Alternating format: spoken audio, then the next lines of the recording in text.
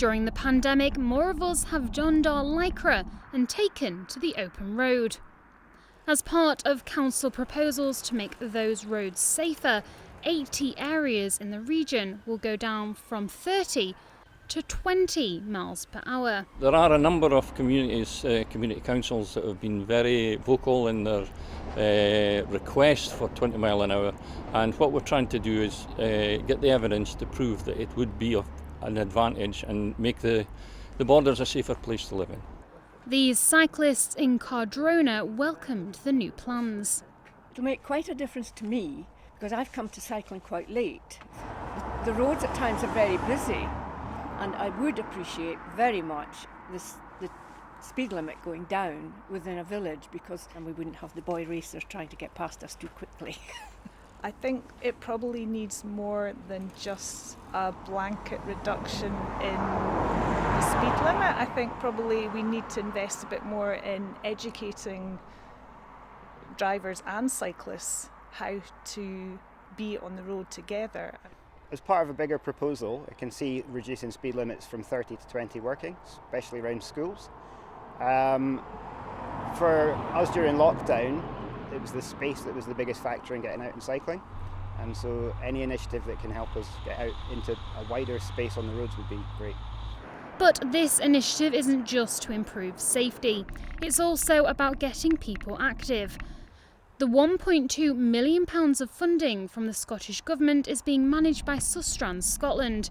They say they want people to feel safer in the saddle. We're all sort of doing a lot more sort of walking, cycling and wheeling than maybe we were sort of a year ago because of the situation. So we're really here to sort of get in there in this emergency and try and make the conditions better for people to do that in the short term. The 18-month trial will affect various towns across the borders, including Peebles, where the people we asked were keen to see a reduction in speed, and not just from cars. I think cyclists are a bit of a problem at times. Twisty, windy roads, and sometimes I think they're a bit of a hazard. Do you feel safe yourself walking around? Well, I'm partially sighted, so it would be very helpful for me. It will make a difference because there's a lot of kids in here, children around. Yeah, I don't think people really can pick up speed here anyway, to be honest, on the streets. It's always quite busy, so really trying to around schools, I would say. I think it could over the long run. You get kids that run out between cars, and traffic's going slower. Often say reduce the speed, the less chance of injury. Scottish Borders Council will work with the Scottish Uni to find out if the measures have been a rocky or a smooth ride for cyclists and drivers. Well, Jennifer is live in Hawick for us now. Jennifer, lots of positive reactions there, but the plans aren't universally welcome, are they? No, that's right. The plans have received criticism from some drivers and cyclists who say by simply reducing the speed limit, it won't necessarily make people act safer.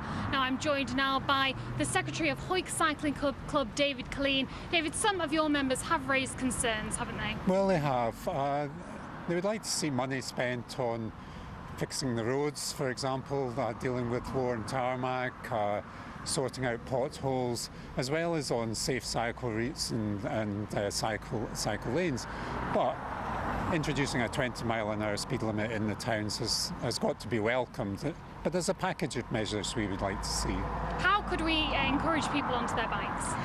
Well, I think the best thing to do would be to have safe cycle routes, particularly around the towns, for youngsters to get to the school, in Hawick perhaps to get to the bump track. I know that's part of what they're planning with Sustrans for the flood prevention scheme here. So, yeah, on its own, 20 miles an hour speed limit, I don't think it'll get people back on bikes without it being part of a package of measures. David, thank you so much.